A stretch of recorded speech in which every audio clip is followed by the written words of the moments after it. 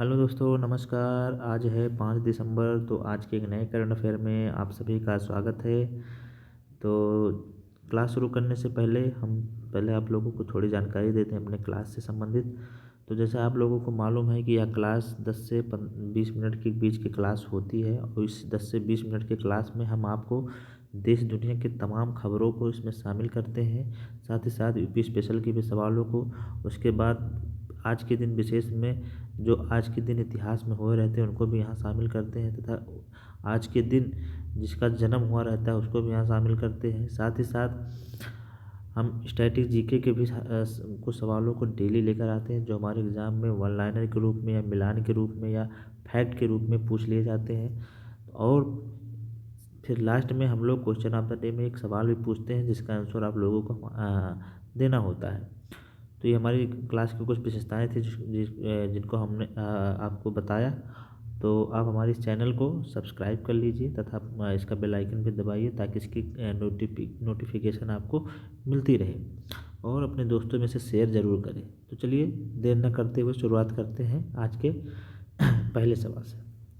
तो आज का पहला सवाल है कि एक्वेरियन युद्धाभ्यास किन किन देशों के बीच हुआ। जी हाँ, इस समय तमाम युद्धाभ्यास भारत और अन्य देशों के साथ हो रहे हैं। तो यहाँ पे एक्वेरियन युद्धाभ्यास जो है किन किन देशों के बीच हुआ, आइए इसके ऑप्शन देख लेते हैं। Option number A Bharat Britain, option number B Bharat Sri Lanka, option number C Bharat Maldives, option number D Bharat Nepal. तो इसका राइट आंसर होगा ऑप्शन नंबर सी भारत और नेपाल। आइए इसकी व्याख्या हम लोग देख लेते हैं, व्याख्या पढ़ेंगे। जी हाँ, एक्वेरियन युद्धाभ्यास भारत और मालदीव के बीच होता है। संयुक्त सैन्य अभ्यास यहाँ पे गलत हो गया। एक्वेरियन का 14वां संस्करण जो है 2 दिसंबर 2025 को केरल के तिरुवनंतपुरम में शुरू हुआ। यह अभ्यास 15 दिसंबर 2025 तक चलेगा और मालदीव के बीच यह वार्षिक अभ्यास दोनों देशों की रक्षा साझेदारी, परिचालन तैयारी, क्षेत्रीय सहयोग को मजबूत करता है। एक्वेरियन जो है द्विवेही भाषा में इसका अर्थ मित्र होता है। 2019 से यह अभ्यास हर वर्ष बारी बारी से आयोजित किया जाता है। इस अभ्यास में भारतीय सेना के 45 सैनिक जो गढ़वाल राइफल्स की एक बटालियन का प्रतिनिधित्व करते हैं, और मालदीव के नेशनल डिफेंस फोर्स के 45 कर्मी इसमें शामिल हैं। तो यहाँ पे एक अभ्यास के बारे में फिर से हम लोग जाना, एक्वेरियन अभ्यास जो कि भारत मालदीव के बीच 14वां संस्करण इसका था। इससे पहले हम लोग आइए थोड़ा और ऑप्शन में जो है उनके उन अभ्यासों की चर्चा कर लेते हैं जो भी हुआ। तो भारत और ब्रिटेन से जो होता है जो युद्ध अभ्यास है अजय वारियर अभी हाल ही में हुआ। ये राजस्थान के महाजन फील्ड में हुआ अजय वारियर। भारत और श्रीलंका के बीच जो अभ्यास हुआ ये हमारा मित्र शक्ति अभ्यास हुआ। जी हाँ, मित्र शक्ति ये हमारे कर्नाटक के बेलगामी में हुआ था। जी हाँ, कर्नाटक के बेलगावी में हुआ। फिर यहाँ पे सूर्यकिरण अभ्यास का 19वां संस्करण जो हुआ है ये हमारे पिथौरागढ़ उत्तराखंड में हुआ है। सूर्यकिरण अभ्यास, जी हाँ, सूर्यकिरण भारत और नेपाल के साथ जो होता है सूर्यकिरण युद्ध अभ्यास होता है, इसका 19वां संस्करण भी पिथौरागढ़ उत्तराखंड में हुआ है। तो आप लोगों ने और बाकी जो 3 युद्ध अभ्यास थे उनके बारे में डिस्कस कर लिया, कहाँ हुआ, कौन सा संस्करण हुआ और किन किन के बीच हुआ, ये भी हम लोगों ने यहाँ डिस्कस कर लिया। तो इसे आप लोग याद रखेंगे। अब हम लोग चलेंगे आज के अगले क्वेश्चन पे। आज का अगला क्वेश्चन देख लेंगे जो कि जीआई टैग से संबंधित है। किस प्रदेश में 5 उत्पादों को हाल ही में जीआई टैग प्रदान किया गया है। ऑप्शन देख लेते हैं। Option number A Rajasthan, option number B Gujarat, option number C Tamil Nadu, option number D Uttar Pradesh. का राइट आंसर होगा ऑप्शन नंबर सी तमिलनाडु। जी हाँ, तमिलनाडु में 5 उत्पादों को हाल ही में जीआई टैग प्रदान किया गया है। आइए इसकी व्याख्या हम लोग पढ़ते हैं।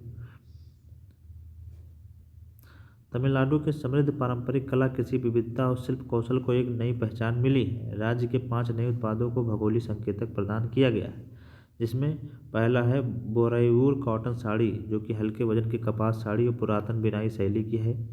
दूसरा है काबिंदा पड़ी नट्टू सक्करे, यह देसी गुड़ पाउडर होता है जो रसायन मुक्त होता है। देसी गुड़ होता है पाउडर टाइप का, यह रसायन मुक्त होता है। तीसरा है नमक्कल सॉफ्ट स्टोन कुकवेयर, यह हस्त निर्मित साबुन होता है। चौथा है थुयमल्ली चावल, यह इसके दाने लंबे होते हैं तथा सुगंधित चावल होता है। पांचवा है अम्बा समुद्रम चुप्पू सामान, यह हस्त निर्मित खिलौना है। तो इन 5 उत्पादों को जीआई टैग प्रदान किया गया है। जीआई टैग एक प्रकार का बौद्धिक संपदा अधिकार, इंटेलेक्चुअल प्रॉपर्टी राइट है, जो उन उत्पादों को दिया जाता है जो किसी विशिष्ट भौगोलिक क्षेत्र से संबंधित हो, उसे क्षेत्र की विशिष्ट विशेषताओं, गुण या कौशल पर आधारित हो, पारंपरिक ज्ञान और शिल्प तकनीकी का प्रतिनिधित्व करते हों।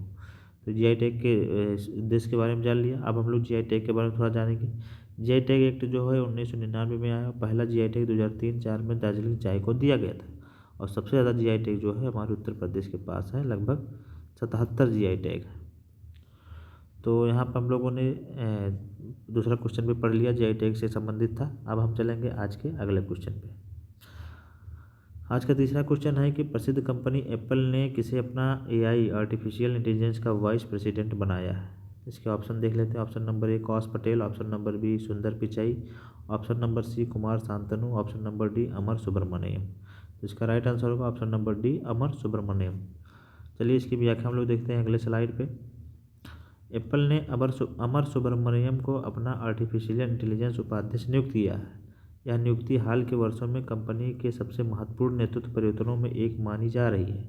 वह जॉन जियानांड्रिया का स्थान लेंगे, जो अगले वर्ष बसंत ऋतु में अपनी सेवानिवृत्ति का सलाहकार के रूप में काम करते रहेंगे। यह बदलाव ऐसे समय हो रहा है जब एप्पल तेजी से विकसित हो रहे एआई परिदृश्य में अपनी स्थिति मजबूत करने की कोशिश में है। अमर सुब्रमण्यम बेंगलुरु में जन्मे एक तकनीकी विशेषज्ञ हैं, जिनके शैक्षणिक और अनुसंधान पृष्ठभूमि इलेक्ट्रिकल इंजीनियर हैं और एआई में हैं। तो ये अमर सुब्रमण्यम के बारे में हो गया। और एप्पल के जो सीईओ हैं ये टॉम कुक हैं। जी हाँ, और एप्पल की जो मोबाइल यूनिट लगी है सब ये महाराष्ट्र में सबसे ज़्यादा इसकी यूनिट तैयार होती है, ये भी हम लोग याद रखेंगे, पुराना क्वेश्चन हो गया। तो यहाँ पर हम लोगों ने तीसरा क्वेश्चन भी डिस्कस कर लिया। अब हम लोग चलेंगे आज के वन लाइनर के सेगमेंट पे। जी हाँ, आज के वन लाइनर में हम लोग यहाँ पर पहले 6 क्वेश्चन देखते हैं। ग्रामीण प्रॉपर्टी को रेगुलाइज करने के लिए ई स्वाथू 2.0 प्लेटफॉर्म किसने लॉन्च किया? तो हमारे कर्नाटक ने लॉन्च किया। जी हाँ, ग्रामीण प्रॉपर्टी को रेगुलाइज करने के लिए ई स्वाथू 2.0 प्लेटफॉर्म कर्नाटक ने लॉन्च किया है। अगला क्वेश्चन देखेंगे कि पंजाब नेशनल बैंक की पहली महिला ब्रांड एम्बेसडर कौन बनी है? तो यह हरमनप्रीत कौर। जी हाँ, हरमनप्रीत कौर को पंजाब नेशनल की पहली महिला ब्रांड एम्बेसडर के रूप में नियुक्त किया गया है। अगला देखेंगे 3 दिसंबर 2025 को देश के पहले राष्ट्रपति राजेंद्र प्रसाद की कौन सी जयंती मनाई गई? तो यह इनकी 141वीं जयंती मनाई गई। जी हाँ, राजेंद्र प्रसाद जो कि हम एक पेशे से वकील थे और वह भारत के पहले राष्ट्रपति भी चुने गए थे। अगला क्वेश्चन देखेंगे कि भारतीय नौसेना दिवस हर साल कब मनाया जाता है? तो यह 4 दिसंबर को मनाया जाता है। जी हाँ, भारतीय नौसेना दिवस हर साल कब मनाया जाता है? 4 दिसंबर। संचार साथी ऐप किसके द्वारा विकसित किया गया है? दूरसंचार विभाग के द्वारा विकसित किया गया है संचार साथी ऐप। पूर्व क्रिकेट खिलाड़ी रॉबिन स्मिथ, जिनका हाल ही में निधन हुआ, किस देश के थे? तो यह इंग्लैंड से खेलते थे। तो यहाँ पर हम लोगों ने वन लाइनर के फैक्ट को क्लियर किया। अब चलेंगे अगले वन लाइनर के फैक्ट पर। अगला वन लाइनर देखेंगे हम लोग। पश्चिम बंगाल की भारतीय क्रिकेटर ऋचा घोष को क्या बनाया गया? जी हाँ, उनको डीएसपी बनाया गया। अभी हाल ही में भारतीय महिला टीम ने विश्व कप जीता है, जिसमें उनका योगदान अहम था, इसलिए उन्हें पश्चिम बंगाल का डीएसपी बनाया गया है। पश्चिम बंगाल में डीएसपी के पद पर उन्हें नियुक्त किया गया है। अगला क्वेश्चन देखेंगे, अंतर्राष्ट्रीय चीता दिवस कब मनाया जाता है? तो यह 4 दिसंबर को मनाया जाता है, अंतर्राष्ट्रीय चीता दिवस। फिर अगला क्वेश्चन देखेंगे, आईटीबीपी प्रमुख प्रवीण कुमार ने किसके महानिदेशक के रूप में पदभार संभाला? जी हाँ, आईटीबीपी के जो प्रमुख हैं प्रवीण कुमार को किसके महानिदेशक के रूप में अतिरिक्त प्रभार इनको मिला है? तो ये बीएसएफ। जी हाँ, बीएसएफ की स्थापना 1965 में हुई थी। कम जोखिम वाले निवेशकों के लिए किसने स्वागत एफआई लॉन्च किया है? तो यह सेबी ने लॉन्च किया है। इसकी स्थापना 1988 में हुई थी, 12 अप्रैल 1988 में। जी हाँ, संवैधानिक मान्यता इसे 1992 में मिली थी। फिर अगला देखेंगे, भारतीय रुपया पहली बार कितने डॉलर के स्तर को पार कर गया? तो यह 90। जी हाँ, $1 90 रुपये के बराबर पहुंच गया है। भारत में हाल ही में भारत के राष्ट्रपिता भारत की यात्रा, यहाँ पर राष्ट्रपति होगा, हाल ही में कहाँ के राष्ट्रपति भारत की यात्रा पे आए हैं? तो यह रूस के राष्ट्रपति व्लादिमीर पुतिन जी हमारी भारत की यात्रा पे आए हुए हैं। तो यहाँ पर वन लाइनर को हम लोग क्लियर कर लिया। अब हम लोग चलेंगे आज के दिन के विशेष में। आज के दिन के विशेष में हम लोग 3 फैक्ट देखेंगे और डिस्कस करेंगे। तो पहला है कि 1791 में आज ही ब्रिटिश समाचार पत्र द ऑब्जर्वर रविवार को प्रकाशित और पढ़ा जाने वाला विश्व का पहला समाचार पत्र बना था, इसकी स्थापना W.S. बॉर्न ने रविवार को समाचारों की बढ़ती मांग को देखते हुए किया था। यह अखबार विदेश की खबर देने के लिए जाना जाता था। जी हाँ, द ऑब्जर्वर जो अखबार था यह दुनिया का पहला अखबार पत्र बना था और इसकी स्थापना W.S. बॉर्न ने किया था।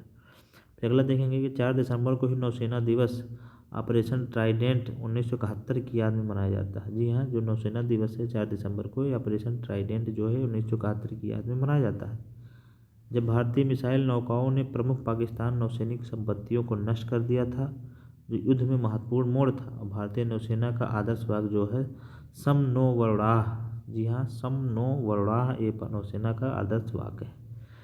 अगला हम लोग देखेंगे 4 दिसंबर को ही रानी रामपाल का जन्म 1994 कुरुक्षेत्र में हुआ था। 2008 में 14 वर्ष को ओलंपिक क्वालिफायर खेलने वाली भारत की सबसे कम उम्र की महिला हॉकी खिलाड़ी बनी। रानी की कप्तानी में भारत ने 2018 एशियाई खेलों में रजत पदक, 2020 के टोक्यो ओलंपिक में चौथा स्थान हासिल किया। 2020 में मेजर ध्यानचंद खेल रत्न पुरस्कार से सम्मानित किया गया। तो ये हम लोगों ने यहाँ पर आज के दिन के विशेष में 3 फैक्ट थे, तीनों क्लियर कर लिए। अब चलेंगे आज की स्टैटिक जीके के पोर्शन पे। जी हाँ, आज की स्टैटिक जीके में हम लोग विश्व के प्रमुख मरुस्थल को शामिल किए हैं। तो यहाँ पर हम विश्व के कुछ प्रमुख मरुस्थलों को डिस्कस करेंगे और जानेंगे कि वो कहाँ पे स्थित है। तो सबसे पहले देखेंगे सहारा मरुस्थल, जो कि सबसे बड़ा मरुस्थल है, उत्तरी अफ्रीका में स्थित है। जी हाँ, सबसे बड़ा मरुस्थल कहा जाए तो सहारा मरुस्थल। फिर अगला है सिम्पसन मरुस्थल, ऑस्ट्रेलिया में है। नफूद मरुस्थल ये हमारे सऊदी अरब में है। कालाहारी मरुस्थल ये हमारे बोत्सवाना अफ्रीका में है। सोनोरान मरुस्थल ये हमारे USA मैक्सिको में है। नाबी मरुस्थल जो हमारे नामीबिया में है। काराकोरम मरुस्थल जो तुर्कमेनिस्तान में है। जी हाँ, इसे आप लोग याद रखेंगे, काराकोरम मरुस्थल जो है हमारे तुर्कमेनिस्तान में है। थार मरुस्थल जो है उत्तर पश्चिम भारत में है और सर्वाधिक जनसंख्या यहीं पर निवास करती है। थार मरुस्थल जो ऐसा मरुस्थल है जहाँ पर सर्वाधिक जनसंख्या निवास करती है। सोमाली मरुस्थल जो है सोमालिया में है। अटाकामा मरुस्थल जो है ये चिली में है। तो यहाँ पर हम लोगों ने विश्व के प्रमुख मरुस्थलों को डिस्कस कर लिया स्टैटिक जीके के पोर्शन में। अब हम लोग चलेंगे आज के क्वेश्चन ऑफ द डे में। जी हाँ, पहले हम लोग कल का उत्तर दे देते हैं। कल हमने पूछा था कि उत्तर प्रदेश के प्रधान सचिव या मुख्य सचिव कौन है। तो प्रेजेंट टाइम में उत्तर प्रदेश के मुख्य सचिव शशि प्रकाश गोयल जी हैं। जी हाँ, इससे पहले मनोज कुमार जी थे, उनको हटाकर यहाँ पर शशि प्रकाश गोयल जी को बनाया गया है। तो चलिए हम आज चलते हैं क्वेश्चन ऑफ द डे में। और आज का सवाल है कि हाल ही में किस देश से 8 चीते लाए गए हैं। जी हाँ, सबसे पहले 8 चीते लाए गए थे, उसके बाद 12 चीते लाए गए और फिर अभी 8 चीते लाए गए हैं। तो इसका आंसर आप लोग हमारे कमेंट बॉक्स में दीजिए कि हाल ही में अभी हमारी राष्ट्रपति द्रौपदी मुर्मू उस देश की यात्रा पे भी गई थी, 2 देशों की यात्रा पे गई थी। उनके आप नाम बताइए, उन्हीं में से एक देश है जहाँ से यह चीते लाए गए। तो आप उन दोनों देशों के नाम भी अगर बता सकते हैं तो बता दीजिएगा कमेंट बॉक्स में। तो साथ ही साथ ये भी बताइए कि 8 चीते किस देश से लाए गए। ऑप्शन है Namibia, option number B Botswana, option number C South Africa, option number D Rwanda. तो इसका आंसर आप लोग हमारे कमेंट बॉक्स में दीजिए। तो आज की क्लास आप लोगों को कैसी लगी अपनी राय हमारे कमेंट बॉक्स में ज़रूर दें तथा हमारी इस क्लास को शेयर करें अपने दोस्तों में। साथ ही साथ सब्सक्राइब करें और साथ बेल आइकन भी ज़रूर दबाएं ताकि हमारी इस क्लास की नोटिफिकेशन आप लोगों को मिलती रहे। और हमारी इस क्लास के डिस्क्रिप्शन में हमारा टेलीग्राम चैनल भी है, उसे आप लोग ज्वाइन कर लें। वहाँ पर आप लोगों को PDF मिल जाया करेगी। साथ ही साथ क्लास का वीडियो भी आप लोगों को वहाँ मिल जाएगा। तो फिर हम लोग मिलेंगे एक नई वीडियो में नए जोश में नए अंदाज के साथ। पढ़ते रहिए आप लोग, मस्त रहिए। तब तक के लिए नमस्कार, जय हिंद।